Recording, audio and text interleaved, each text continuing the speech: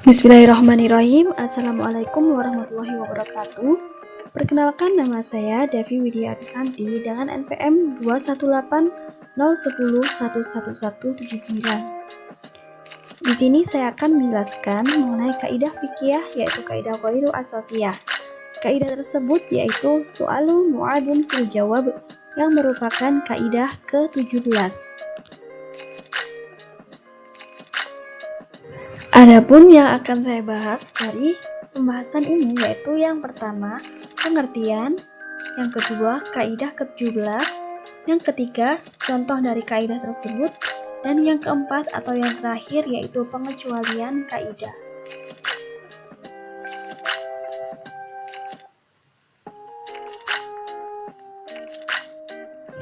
Baik, sekarang memasuki pembahasan yang pertama yaitu pengertian. Nah, pengertian di sini kita akan membahas mengenai pengertian dari kaidah fikih dan kaidah ghairu asasiyah. Akan tetapi, sebelum kita memasuki pada kaidah ghairu asasiyah itu sendiri, kita itu harus mengetahui apa itu kaidah fikih.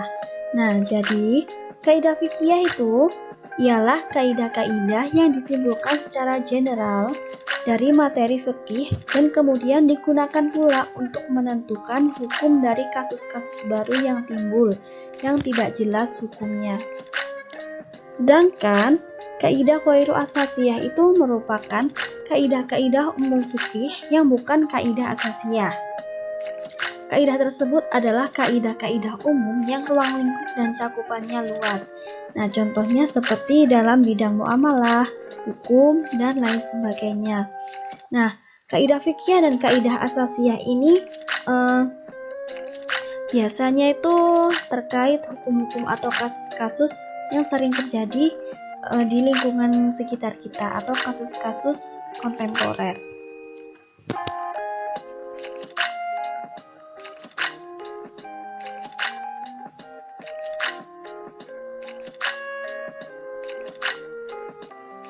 Memasuki pembahasan yang kedua, yaitu mengenai kaidah ke-17. Nah, kaidah ke-17 ini seperti yang sudah saya jelaskan pada penjelasan yang sebelumnya tadi. Nah, kaidah ke-17 ini masuk ke dalam kaidah ghairu asasiyah. Nah, di sini kaidah ke-17 yaitu su'alu mu'adun fil jawab, yang artinya sebuah pertanyaan di dalamnya itu mencakup sebuah jawaban. Nah, maksudnya seperti apa? Jadi, apabila sebuah jawaban itu dengan lafaz yang singkat seperti ya atau tidak atau jawaban-jawaban yang lainnya, setelah sebuah pertanyaan yang panjang dan terperinci, maka seakan-akan pertanyaan itu terulang dalam jawaban tersebut. Dan tidak boleh bagi orang yang diberikan pertanyaan untuk meniatkan sesuatu yang lainnya selain pertanyaan tersebut. Jadi, jawaban itu sudah ada dalam pertanyaan atau pertanyaan itu sudah merupakan jawaban, dan orang yang menjawab pertanyaan itu tidak boleh menjawab pertanyaan selain hal yang ditanyakan oleh penanya. Kurang lebih seperti itu. Kemudian yang ketiga yaitu contoh kaidah. Nah, contoh kaidah dari penjelasan yang sebelumnya. Di sini saya akan menjelaskan dua contoh yang sudah tertera di PowerPoint. Yang pertama, jika ada seseorang yang bertanya, apakah kamu mengambil uang si fulan? Lalu dia menjawab, ya. Maka jawaban ini berarti, ya, saya mengambil uang si fulan. Jadi, ketika ada seseorang ditanya dengan pertanyaan yang panjang dan banyak, maka ketika ia menjawab pertanyaan itu, walau hanya dengan satu kata saja, maka seakan-akan pertanyaan itu terulang atau ada dalam jawaban yang diberikannya. Nah, jadi maksudnya setiap jawaban itu merupakan perwakilan dari pertanyaannya, seperti contoh yang saya jelaskan barusan. Nah, contoh yang kedua yaitu jika ada penjual berkata, aku jual barang ini dengan harga 1 juta. Kemudian pembeli berkata, ya, saya beli. maka transaksi itu sudah sah jual beli tersebut dengan harga 1 juta. Meskipun pembeli tidak secara langsung menyebutkan angka dari harganya, namun persetujuan itu sudah mengisyaratkan bahwa nilai yang ditawarkan itu tidak ditolak olehnya. Jadi, dia seolah juga menyebutkan nilai nominal yang ditawarkan penjual. Nah, seperti itu.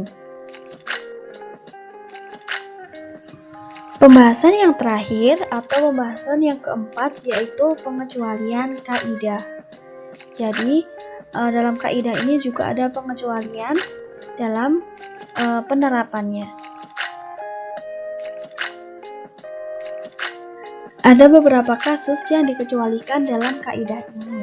Namun, di sini saya akan memberikan satu kasus yang dikecualikan seperti halnya dalam akad nikah.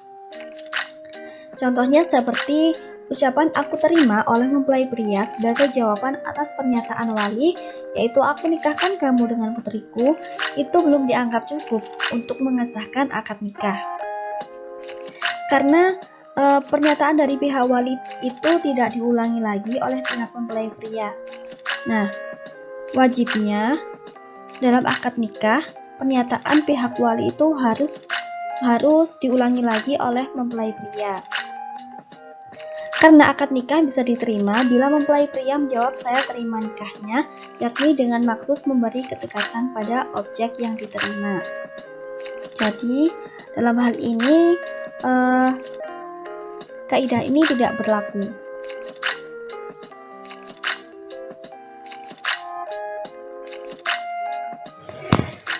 Baik, terima kasih banyak.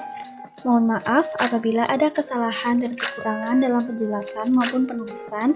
Semoga penjelasan ini dapat bermanfaat. Wassalamualaikum warahmatullahi wabarakatuh.